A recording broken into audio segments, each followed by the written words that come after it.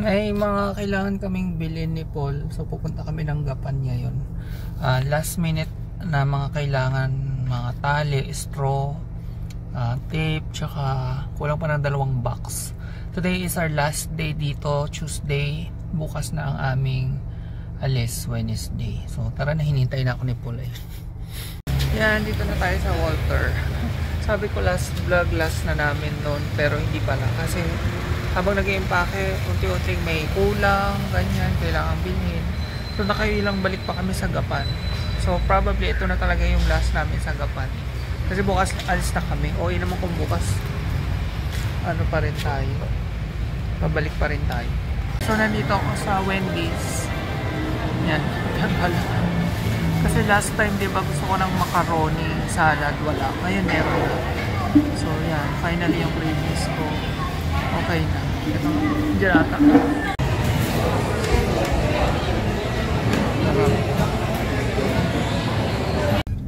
Nakauwi na kami ng San Miguel. Hinihintay namin sa bus stop si Mama. Kasi sakto malapit na siya sa Ildefonso na. So isabay na lang namin pa uwi. Para hindi na siya mag-tricycle. Ayun lang. So meron na lang kaming less than 24 hours dito sa San Miguel. Kasi 1:19 na. Eh bukas mga 1:00 kami aalis. 10:00 maghahakot, 1:00 aalis. Si Paul kasama ko. Ay ka sa kanila. Binabati ka kaya nila. Yun. So hintay lang namin si Mama dito. Ay, hindi ko na na-vlog si Mama. Pumunta siya dito. Ang usapan, sasama siya sa Candelaria bukas. Pero naiba na naman, umuwi pa rin siya. Kasi daw, si Gary may pasok ngayon. So, walang magbabantay sa dog sa kainta. Yan yung estado ng ating sala. Ang gulo-gulo kasi, ayan, nakapag-ano na kami ng mga boxes. May tali na ni Paul. Ito yung mga balikbayan box na binili namin. At marami pang iba doon. Ang gulo pa, no? Tapos kakain kami. Puro makasalanan na naman. Mac and cheese, baked mac na instant. Yan. Sige, Paul. Hello. Yan, kakain kami. Tapos back to work. Vlog. Okay. Hello. At bukas ay maglilipat na kami. So, ang dami-dami. Dami-daming kailangan gawin. Tapos sabi ko, pagdating doon, magpapagod uli kami kasi mag-a-unpack. Maglilinis, mag-a-unpack. Kain muna kami. Yan, binabalot ng cling wrap yung aming lamesa, upuan, tsaka yung sofa. Tapos na. Ang dami na nga nilang nabalot. Yan. Kulang nga lang yung cling wrap, hindi namin nakapalan kasi sa Japan Home, 2 na lang yung available, 2 roll na lang. Nakakaano pa yan ko? Okay, sa pambalot. Yan. 9 na. Bukas maaga pa kami gising. At medyo patapos naman na, siguro 80% na.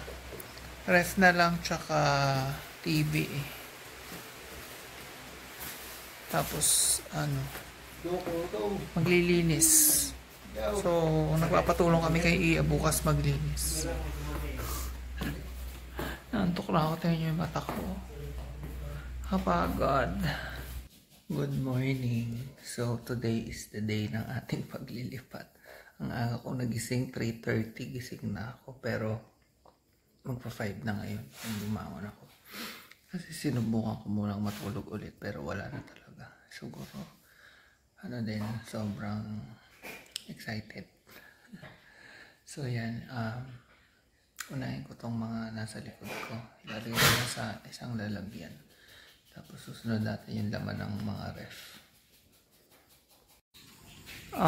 Last morning sa San Miguel. Hindi pa last walking kasi mamayang tanghali magwo-walking pa sila bago umalis.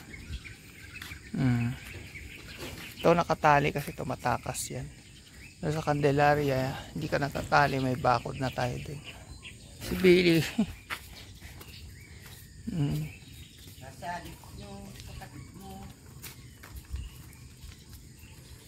Buti nga maaraw dito eh. Sa ibang part pala maulan. Wala kang pasok eh. Suspended.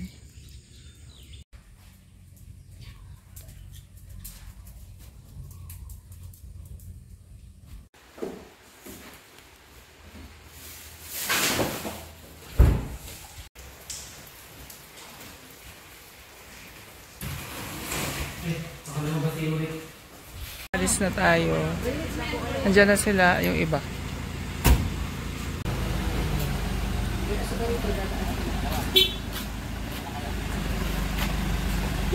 Tapos din. Pagod. Okay, ayan na sa biyahe na kami on the way to Candelaria. Nakaalis na kami ng bahay. Hindi na kami masyadong nakapagpaalam dun sa ibang naiwan na sila sa kasi nga mabilisan lahat. Si Bruce. Bruce kasama naman namin yung halaman niya. Sorry. Yung kalsada kasi dito sa San Bay lang ganda-ganda. #sarcasm. So ang kasama natin dito ay si Baby Girl. Ayan. Si Mami. Si Boring Ring. Si Mami nasa second floor. Si Angelo nasa baba. Si Baby Girl. Ayan. Meron isa. Yun o. Ay, andun sa likod. Si Yurik. Sorry.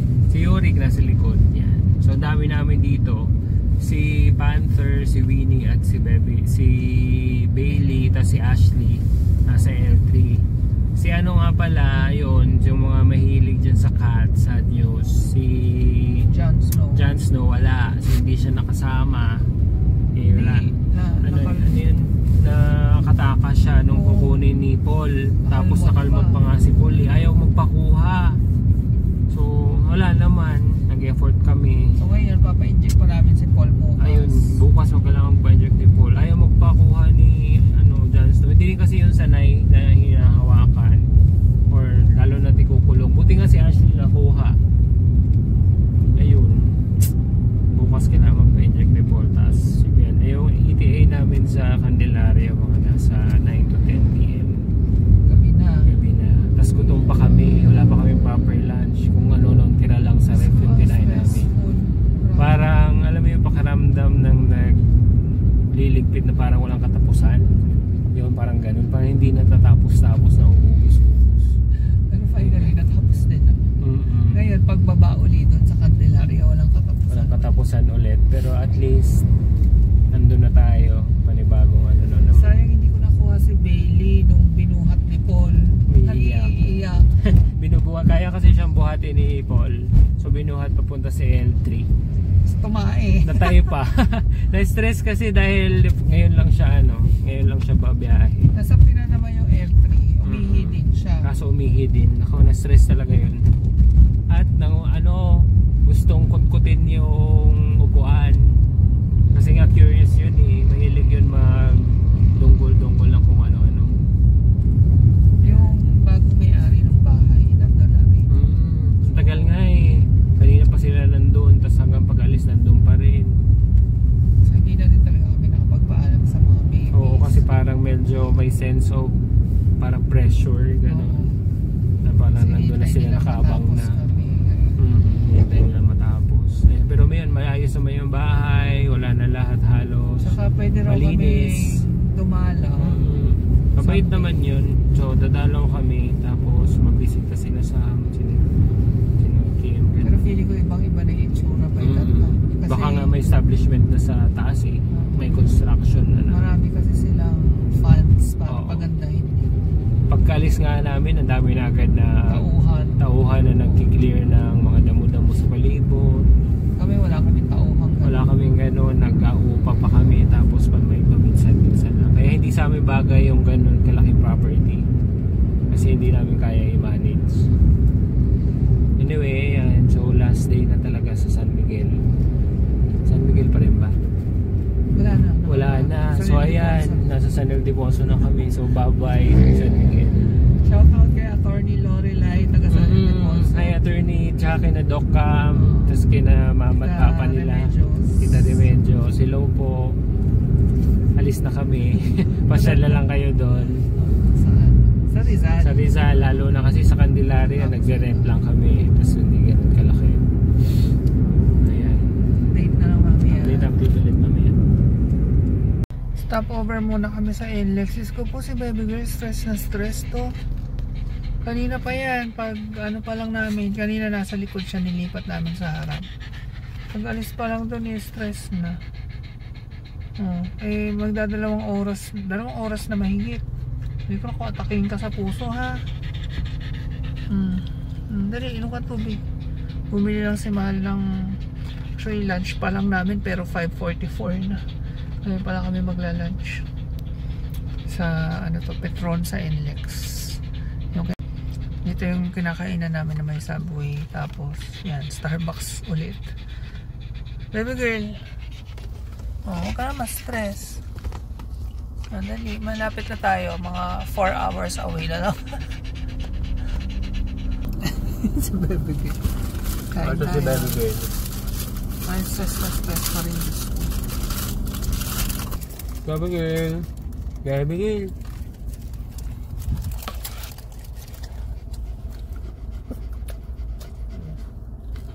May stress. Kinuha ko na nga. Nilapit ko dito sa harap.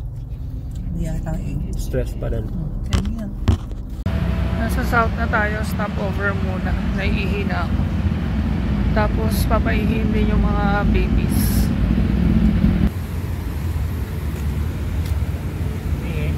Hindi pa.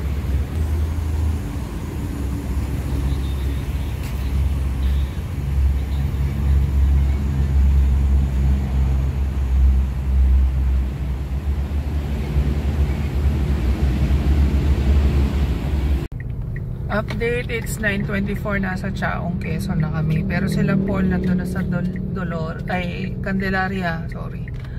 Naalala ko, lutang na. So, nag-stop over lang kami sa eatery para bumili ng ulam para kila Paul. Tsaka kung merong pwede sa amin. Costavo Eatery ang pangalan. Hindi na pala makita. Anyway.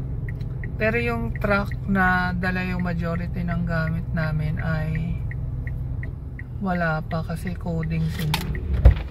Puro karne. Ay wala. Para sa kanila. Ha? Para kay na po. Sige. Sige. Sige. Biga. Makakapitos ko, makakapit. Takot na takot. Andyan yung mama mo, oh. Ayan na mama. O yan, bago yung bahay.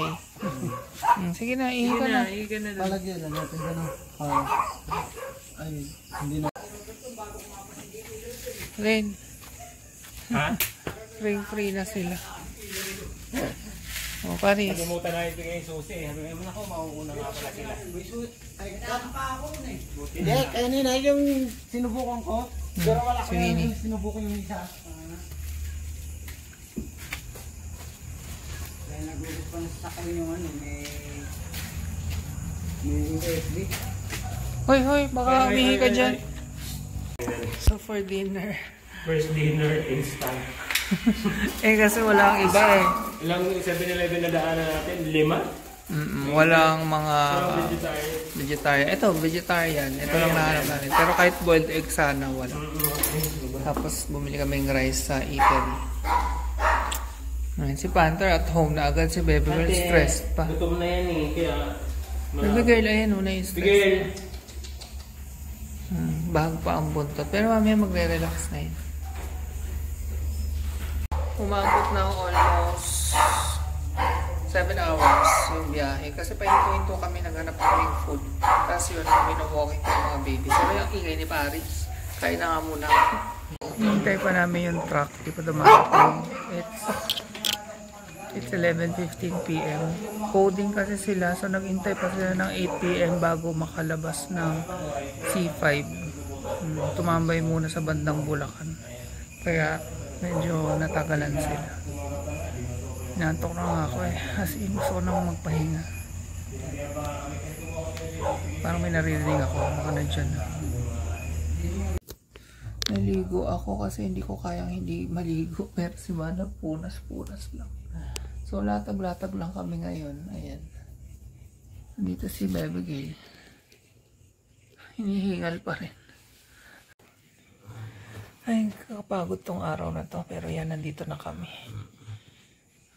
Sinama namin si Kuya Bebe kasi may mga papaayos kami sa kanya.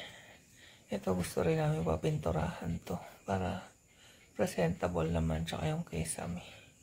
Puti lang lahat. Tapos yung wiring na kuryente. Basta marami. Anyway, labo-labo muna yung gamit namin. Yung ibang nasa garahe pa kasi. Bukas na, no?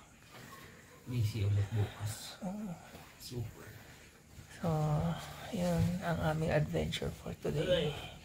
Bumubulong ako kasi tulog na sila sa baba. Pagod na rin. Si Paul nga, nahihilo, nagsuka pa. Kasi ang layo din ng biyahe, mahihiluhin yan. Tapos, ay kailangan nyo Oo nga pala. inject bukas. Anyway, good night. Ayan si Winnie. Si Shaw. Teka, si Mami pala.